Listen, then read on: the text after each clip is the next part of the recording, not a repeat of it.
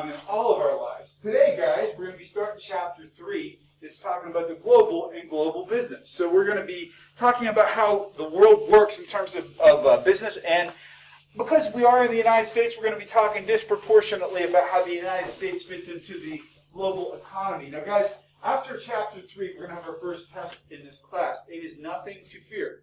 Here's a couple of reasons why it's nothing to fear. Number one, you guys have all been very participatory. Everybody in here has been talking and responding. And the things we talk about in class tend to be the things that are on the test. So you're doing the right things. We're also going to review. You're going to have a review sheet as well.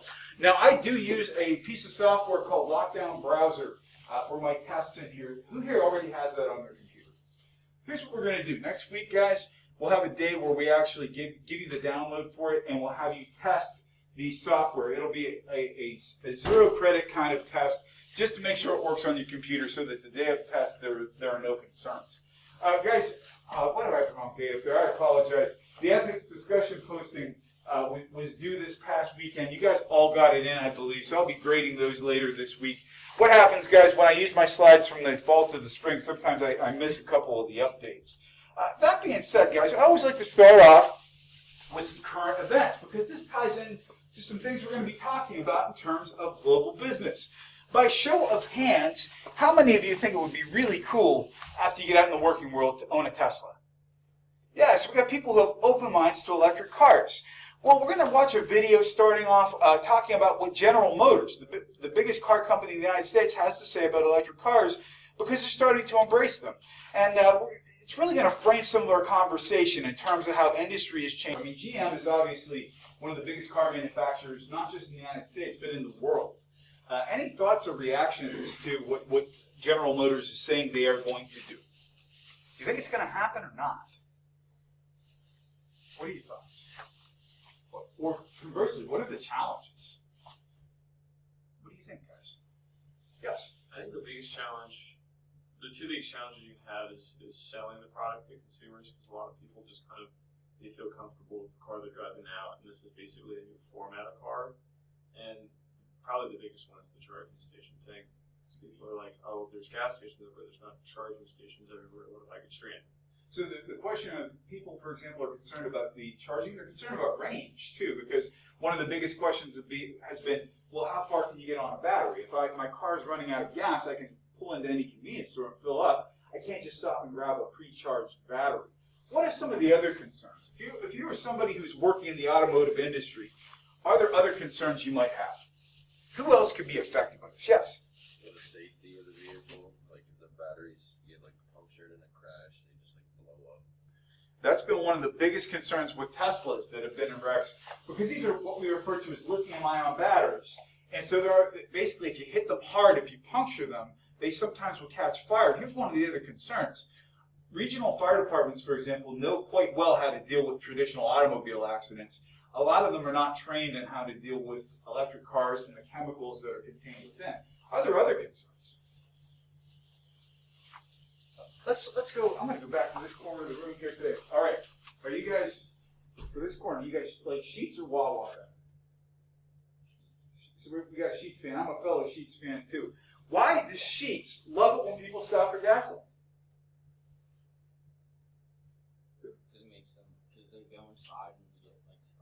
Exactly correct. So if you're Sheets, for example, you're not making much money on gasoline. That is absolutely true, by the way. Sheets doesn't make a lot of money on gas, but they make a heck of a lot of money selling hot dogs and MTOs and convenience products. So we've got an industry that has grown out of the automobile. What about some of the other folks? Who else might not like this idea? Who else makes a lot of money off the auto industry at its current form? Mechanics, for sure, they're going to have to get retrained on all these. You're absolutely correct. Who else could be affected? Yes? I would say pipeliners and stuff like that. Yeah, I mean, when we think about our number one use of petroleum in the United States, it's powering cars. And so if you're a petroleum producer, you're going to be like, man, this is my bread and butter here. Who else could be affected by this? Who else might feel the pinch of electric cars? So we got mechanics. We got an entire service industry that's built around this. The batteries made out of lithium ion, where are they coming from? So one company, the LG company, was based out of where? Holland. So we're already seeing, by the way, it's funny, the Super Bowl commercial with Will Ferrell was talking about, wasn't it? Holland or Denmark, I forget where he was talking about, Norway. And so we've got an entire part of this infrastructure that has to be based somewhere else because we don't have the right components available to us in this country to make the power sources for these cars. There's been a lot of talk the last few years about energy independence, the idea that we don't want to rely on volatile parts of the world for our petroleum, which is why we've increased so much production. But this will mean we're still relying on other parts of the world. Here's my question for you too, though, and this goes back to petroleum, because I think it's a very important point. If we've got all these cars, these electric cars on the road, how are they getting recharged in the first place? What goes into them? Begins with an E. Energy, electricity. How do we produce electricity in this country? We have gas, we have coal, we have fossil fuels. So in reality, although this is a great concept, the idea that we have high-performance electric vehicles, ultimately the grid that powers these things, that gives us our recharge capability, still has to be powered by something. And although we talk about things like renewables, and I'm all for having multiple forms of energy sources, I think renewable energy is something we should be investing in, but it's not our only option, and probably can't be for the foreseeable future. So those companies are going to have to adapt what they sell. Now here's the other trick, though. Companies like Sheetz and Wawa, how can they adapt to this revolution? I'll give you a hint. Sheetz and Altoona, if you've seen their parking lot. Yes? They just put in a charging station. Exactly right. And actually, if I'm Sheetz or if I'm Wawa, I might even like this a little better because what is it? How much time does it take to charge a Tesla? 45 minutes. Yep. What are you going to do in the meantime? I want to get something to eat. You're going to go in there and put your grub on. So MTOs are going to be selling more. Guys, this whole thing is going to change, but really the established infrastructure is already there. My last point on this before I'll ask if you have a question or a comment, I think that what we're seeing in the state of Texas this morning, with the stress that's being put on the power grid by an unexpected winter storm, we're going to see unfold in a slower fashion as more people adapt to electric cars because we're going to have to upgrade our infrastructure to support these things. Any other thoughts, guys? Here's my question for you. Oh, go ahead. I was going to ask what your opinion on electric cars was. Here's the way I feel about it right now, because I tend to be, I'm adventurous in my music and my food. I'm very conservative when it comes to finances and it comes to transportation. I dislike the idea of being stranded somewhere. I probably would not be an early adopter. I probably would hang on to my internal combustion engine because I know it's reliable. And from the environmental standpoint, I think where I am very much in support of green energy, I'm very much in support of the environment, I think we still need to really think about this. Are we really reducing our greenhouse gases if we've got to up our power infrastructure to be able to support more electric cars? So what about you? What are your thoughts? I don't like the idea of it. I agree with you. The whole upping the power infrastructure is just going to use more. I think that hybrids as a transition point to me make a lot of sense. Yeah. For example, like the Toyota Prius has proven to be a very reliable vehicle. Not saying I want to drive a Prius, but that being said, the fundamentals work. Other thoughts? Yes. I was going to say, at the King of Prussia Mall, you can just like test drive one. So I did that with my friends. I drove the Tesla Model 3 Performance. Oh my. And well, first of all, it's like unbelievably fast. I was talking to the salesman, and a lot of like the stereotypes that you think about them aren't really true. Because I was talking about the charging and stuff, and he was like, "Yeah, we're working to the point where like 15 minutes at a charging station is like 100% battery, and the car has updates. So like, even if you have like if you buy one this year, in like 3 years, your car will keep updating with the new software, and you'll get the faster charging and like better performance and stuff. And it's really crazy. Like honestly, like anyone, if you drive one, you will be convinced. You know, and I was skeptical, but it's crazy. First of all, it's awesome that they let you drive one. I think I need to make a trip out there and take a test drive. But I totally hear what you're saying, and I think for example, I don't know a way to say this that won't make me sound like an angry old man, so I'll just say it. I think my generation still is going to be a little more reticent to jump into those things. That being said, if those things are the way it's going, that can convince a lot of people. In fact, a lot of the people who are buying Teslas are people even older than me because they've got the disposable income to do so. What was the most strange part, though, when you first got behind the wheel? What was the most unnerving part? There's no dashboard. It's crazy, isn't it? Everything's in the screen, and you have like an above view of your car. You can see all the cars around you. You can change the braking, so when you lift off the pedal, it brakes like automatically, which is like kind of weird to get used to, but after a couple minutes, it's good. And then you don't have to change your brakes for like 80,000 miles, and there's no fluids or anything. Like you never need an oil change, any maintenance, nothing. The part to me that I think would be really strange, like for example, when we're driving a traditional car, how do we know, beside the speedometer, how do we know how fast we're going? The sound. Sound. And it doesn't rev up. No, it's silent. Yeah. It's an odd sensation, but you get used to it really fast, and it's just better. Wow. Well, based on that question, thank you for sharing that stuff. I need to make a trip out and do a test drive now. Guys, by show of hands, if you had the option right now, the day you graduate from college, of taking ownership of a brand new electric car, Tesla or something comparable, how many of you would take it? So we got a couple of adventurous folks in here. How many of you want to see what happens over the next couple of years first? How many of you are just like, no way, I'm never going to be convinced? Yeah, I think there's a lot to be said for this. So guys, but I'm glad we're talking about this because this is exactly the way the industry is changing, and it ties in to what we're about to talk about in terms of the global marketplace. All this stuff is an ecosystem where when things move in one part of the ecosystem, everything else has to react to it.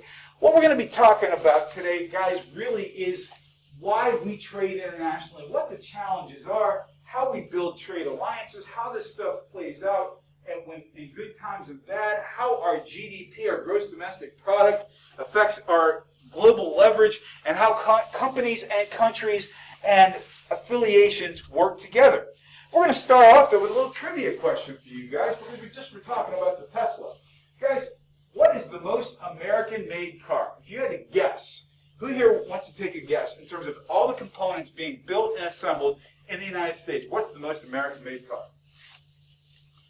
Anybody have a guess? I promise no electric shocks will be given for wrong answers. What do you think? Yes? The F-150. We got a guess for the F-150. When we say the F-150, we might as well be saying America, because that's the image of America. And it's like, it's a big, bold, bad truck. You know, it's an awesome vehicle. So the F-150, who else has a guess? What do you think? What do you think? What's the most American-made car? F-150 is a good guess. What do you think? What's the most American-made car? What do you think? Take a guess. Something made by Ford. What do you think? What do you think, Mario? I googled it. Oh, you can't tell. He knows the answer. What do you think? Ford Escape. That's a good guess. What do you think? Mustang. That's a good one too. That's an American car. What about, I can't believe nobody said the Wrangler, because the Wrangler, boy, we think Jeep. By the way, the Jeep is the best brand loyalty of any car company in the United States. Well, here you go, guys. According to Cars.com, these are the most American-made vehicles on the road in the United States. Ford Ranger is number one. They're small truck, ironically enough. But look at the top 10. We've got Jeep, yeah, the Cherokee, there we go. We've got 3 Teslas in the top 10. That's pretty good for American industry. We've got more Hondas than we've got Fords being made in the United States, and we've got the Chevy Colorado. So yeah, we've got small trucks and we've got luxury cars. Why would Honda make the top 10? Why would Honda be building cars in the United States? Why would you build them here instead of building them in Japan? Because what do you got to do if you build them in Japan? You got to ship them here. So you might as well make them for the home market. They make cars for us. They don't make for anywhere else in the world because we like really big cars. If you want to know where the big pickups fall out, the F-150 is in 44th place. The Ram is in 47th place, and the Chevy Silverado, 77th place. So guys, that doesn't mean that they're not American-made vehicles. It means that the components come from multiple places. Here's something else to consider. Because I know we got some truck people in here. I like trucks too. How many of you consider yourself to be Ford people? You like Ford trucks? How about Chevy? Here's the trick. Both of them have the same transmission now. Because basically they built the transmission together. So if you're driving a Ford or a Chevy, your truck is powered by the same transmission. We have stuff coming from all over the world. Guys, when we had the big tsunami of 2011, You could not get a specific shade of black for your F-150 because the elements that go into that paint came from Japan.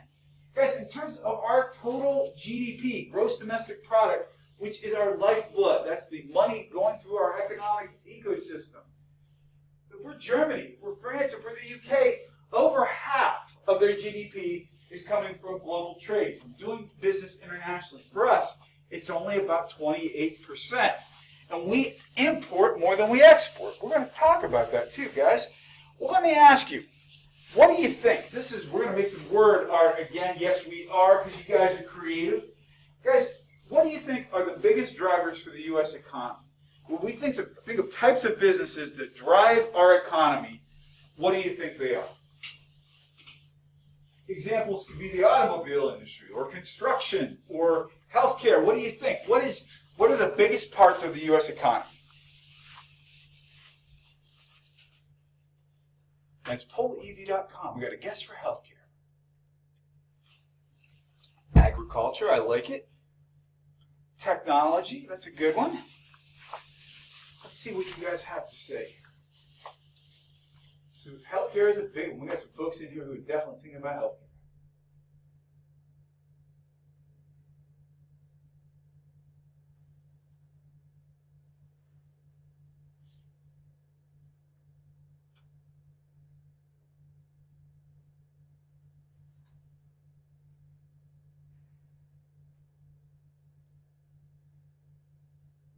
I love this word art thing. It's so fascinating to watch how your brains work. We'll give you just one more minute. If anybody else wants to chime in, we're going to see how it came out. Oh, tech is big. Yeah, it sure as heck is. Because, guys, according to our good friends at Investopedia, they compiled information from the U.S. Department of Labor and a number of other sources. These are 2018 figures. Healthcare in 2018 was almost 18% of our GDP. Right now, it's probably closer to about 20%. What that means, guys, is that of every $5 spent in the United States, a buck is going to healthcare. We spend more on healthcare than any other country in the world. The reason we're still the number one economy, if we think about it, for example, do we make iPhones in the United States? No, they're manufactured in China, but they're created here. The ideas behind them are created here, so technology is still big. Construction. Guys, construction right now, new home prices, what direction are they going? Are they going up or down? They're going up. Does anybody know why? What is driving home prices these days, guys? What do you think? What is driving home prices? Joe, what do you think? How's that? Like, overpopulation in there? You're not far from the truth. Guys, back in 2008, who can remember what happened to the United States economy?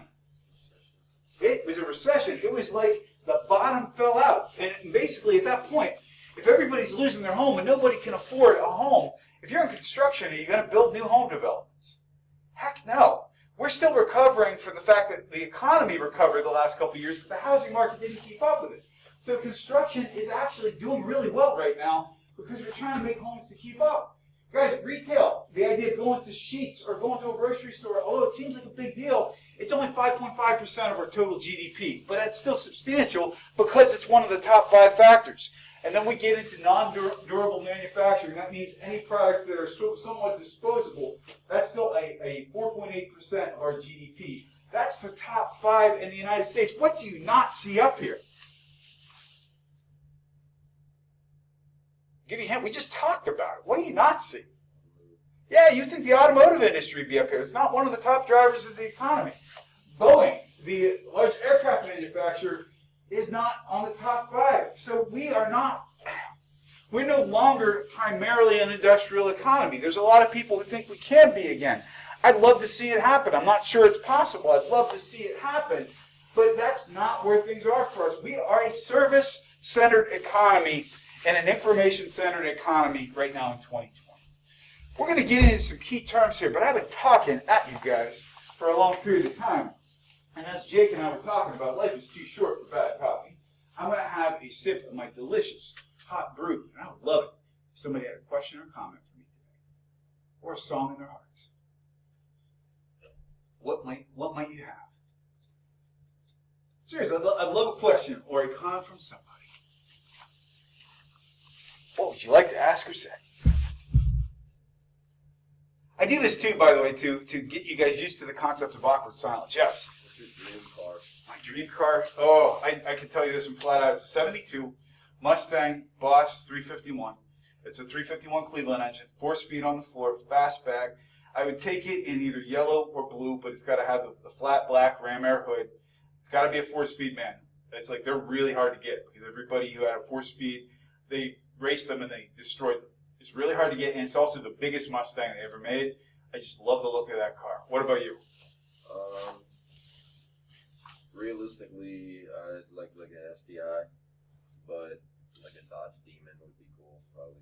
Wow. Yeah, the Demon. That is, it's amazing. Have you ever read the stories about people who wreck those on test drives? It's crazy. Like, what the Demon's pushing, 800 horsepower, I think? Yeah. Because they said the Hellcat wasn't bad enough. Yeah. Those cars, you actually have to sign a waiver when you buy them that you're not going to do anything irresponsible, and if you do, Dodge is not responsible. They're insane cars. But yeah, I agree with that. That would be a cool-ass car. All right, well, that was an excellent question. Guys, in terms of key trade terms, what we're talking about, if you have to pull something into your country, you're importing. If you are Japan, for example, you're importing just about everything. Because you're a small island country, you have a lack of natural resources.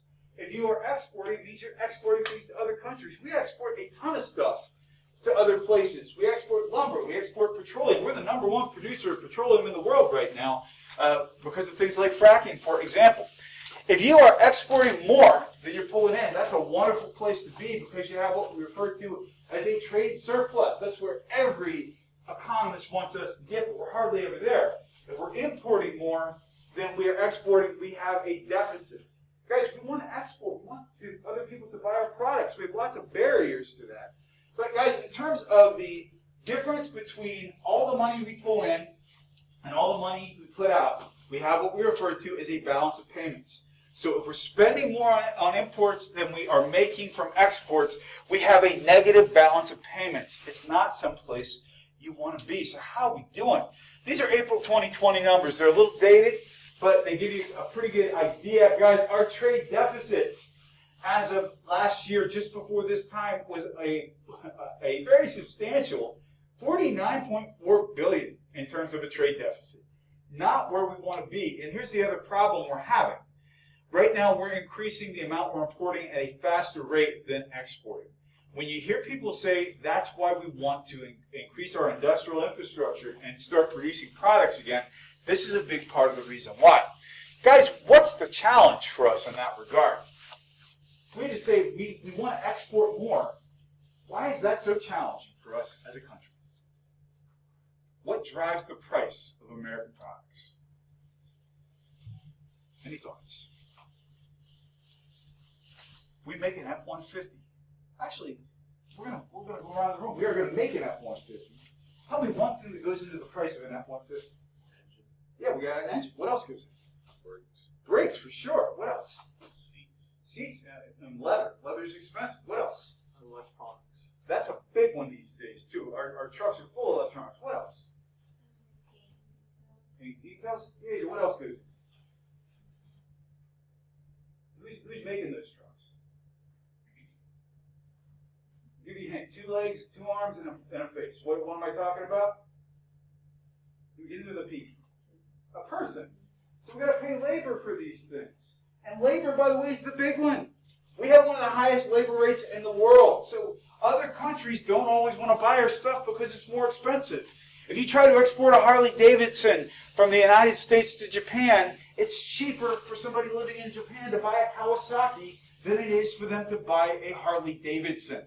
It's more expensive for us to produce, so you have to find ways to either position them as luxury goods or you got to reduce the overall price. Well, here we are, guys. We are the biggest importer in the world. We import, this was last year's numbers, actually 2018 numbers, I should say. In 2018, when the economy was freaking booming, we imported $2.4 trillion of our total $22 trillion GDP from other places, guys. China's not too far away from us, but they still have a favorable trade balance. Germany has a very favorable trade balance. They're right behind us. Japan, even, they're still in the billions. And Hong Kong, part of China, technically, is at $590 billion. Guys, We have a lot of stuff we buy from other places. Here's the biggest exporters, though. China is the world's biggest exporter at 2.5 trillion. We're right behind. We're doing okay, but our products still have a lot of expenses involved with them, which is why we still have a trade deficit. Well, look at this. The Netherlands cracked the top 5 in terms of total exporters. I wish I could tell you what they're exporting, but they are in the top 5. This is a big deal. So in terms of advantages, guys, let me ask you something. Let's say, for example, you had to set up a company and you decided, I'm setting up in the United States. Well, somebody tell me one thing, because there's a lot of things. Tell me one thing we have going for us for companies who want to set up. What do we have going for us? Why would you want to set up a company in the United States? What do you think? Yes? Like minimal government regulation in terms of like what you want to produce. As much as companies want less and less regulation, we have pretty minimal regulation compared to other countries. So you can set up a company here really quick. As opposed to China, you don't have to have a local partner. You can say, I am Kent Tonkin Incorporated from, I don't know, where am I from? From Lithuania. And I want to set up a factory in Loretto, Pennsylvania. There's nothing in the world to stop me from doing it. In fact, the folks in Loretto will be like, yeah, we want your business. Whatever you're making, please bring it here. So ease of setting up companies. What else is a reason why you might want to set up business in the United States? What's an advantage we have? What do you think? What is something that we can offer companies? Yes, Michael. We spend a lot of money. We do. We have a consumer culture, and we have folks who have money to spend and want to spend it. That's an absolute advantage. You're absolutely correct. What else? What may be another reason? Why would you want to set up a factory in the United States? What do we have lots of? I'll give you a hint. The things out there with all the leaves on, what do we call them? Trees. We have large supplies of trees and natural resources. That's an actual advantage. If you want to make apple cider, we get tons of apples. If you want to sell petroleum or use it to power your factories, we have lots of that too. If you want to grow crops, we got lots of tillable land, and we have better supplies of clean water than almost anybody in the world. More people in the world have cell phones than running water, and we've got lots of running water in this country. So, if you've got something that you have an absolute advantage of, it means hardly anybody can touch you at the price you're able to sell it. The Saudi Arabia, for example, at one time would have been considered to have an absolute advantage on petroleum.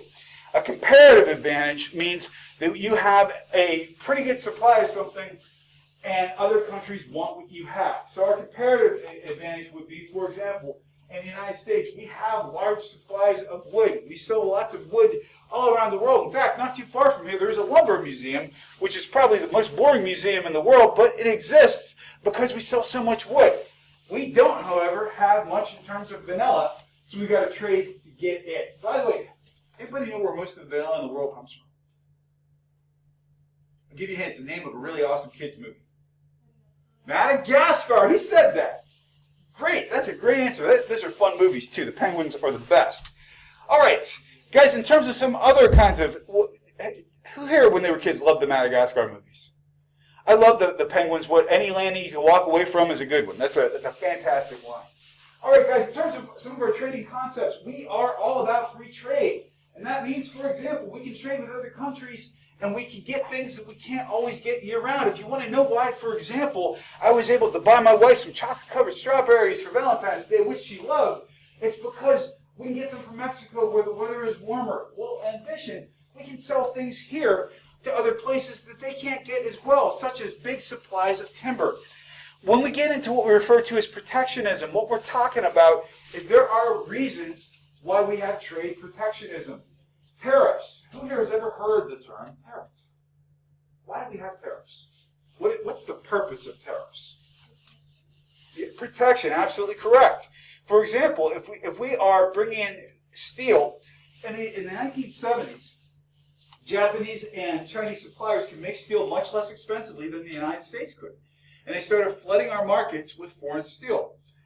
People were buying it because it was less expensive. We didn't protect our home industries. We didn't put taxes or tariffs on those. And as a result, we don't have a very big steel industry in the United States anymore. So tariffs do serve a purpose, and they're usually to try to protect the homegrown industries. Now, we also have what we refer to as immigration restrictions, and there are limitations on work visas because there's generally a bias, and this isn't just in the United States, but there's generally a bias for most countries to say we want people in our country to have first opportunity for jobs. But believe you me, if you work in technology, you can still get an immigration visa to the United States. It's trying to get more folks to come in and work in technology. If you intentionally try to kill an industry within a country, like what happened with the steel industry, that's called dumping.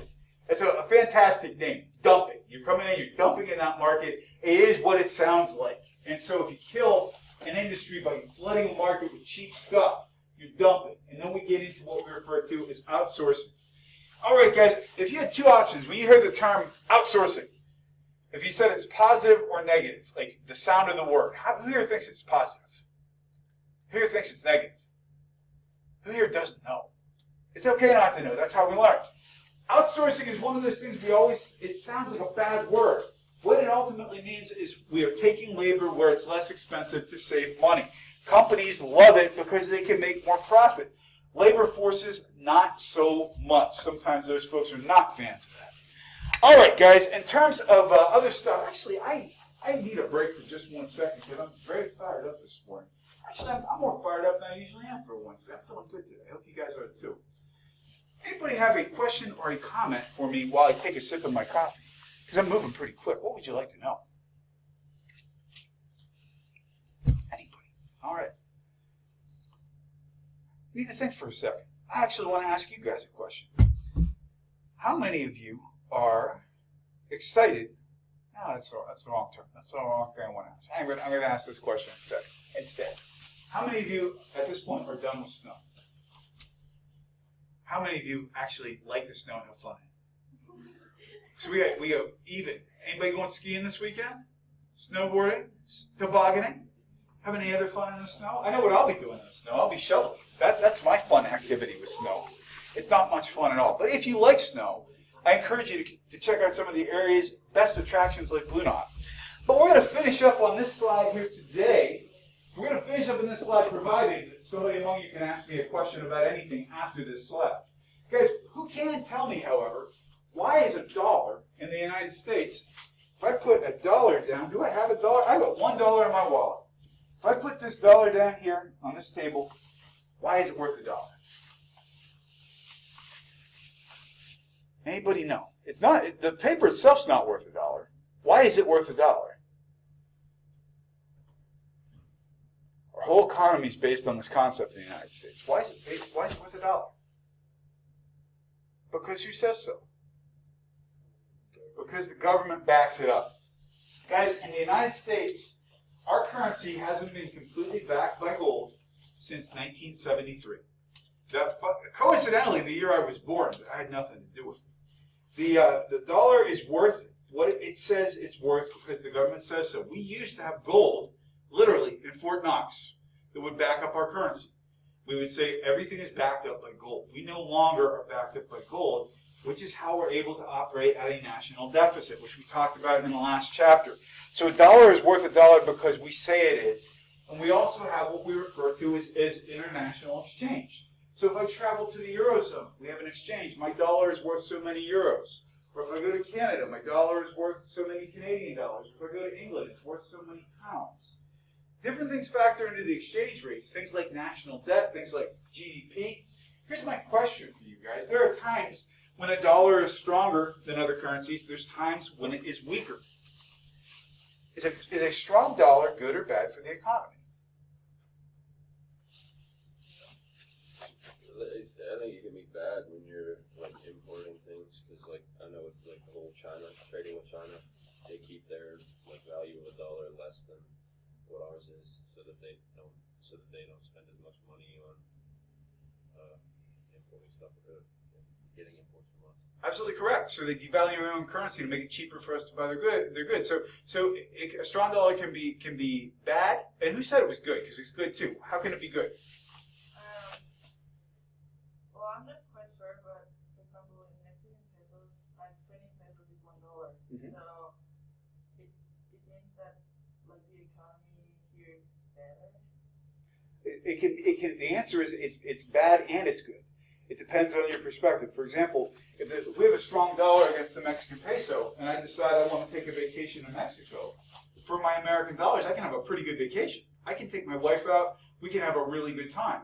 Unfortunately, when the dollar is strong, believe it or not, if you had to guess what country in Europe loves Disneyland the most, who would you guess? It's close. It's Germany. Germany loves Disneyland. German tourists are one of the biggest groups who come over for American Disneyland and Disney World. When we have a strong dollar, fewer of them come over because their dollar doesn't get as far. How many of you have ever been to Disney? Yeah, you're lucky. It's an expensive experience. It's a good thing to be able to do, but fewer people come over when the dollar is too strong. So a strong dollar is bad and it's good, because when the dollar is weak, for example, people can have a better time in America, and more countries will invest in America and build businesses when we have a weak dollar than we have a strong dollar. So that's, guys, why countries sometimes will devalue their own currency. What I just gave you guys here is a vast oversimplification of how this works. It's much more complicated, but in a nutshell, that's how it's put together. So, at that point, I'm a man of my word. One last question. You guys are out of my class for the day. So what would you like to ask? I gave you time to think on this one. What would you like to ask for an early exit today? Yes, sir. Why do you think America is so divided? That's a really good question. When I give you the answer, it's going to be an oversimplified answer for the sake of time. I think in this country, there are a number of people at every income level and every culture who at some point are feeling like they have not been listened to. They're hurting, they're feeling pain, and I think that people, when they are in pain, tend to lash out and want somebody to blame for their pain. We never want to say it's all of our faults. We want to say it's this person's fault, it's this guy's fault, it's this girl's fault, instead of taking the time to examine what we've done wrong as well. And I think, to me, my philosophy about what it's going to take to fix this country, honest to God, is compassion, is the ability of people on opposite sides of the argument to come to the table and listen to somebody else without judging them first. And to me, that to me is what is causing the divide in this country, that so many people are hurting, but so many people want somebody to blame instead of actually acknowledging that we all could be part of the problem. That's my thought. I could be completely wrong, but that's how I feel about it. Excellent question. Have a great day, guys. And that was a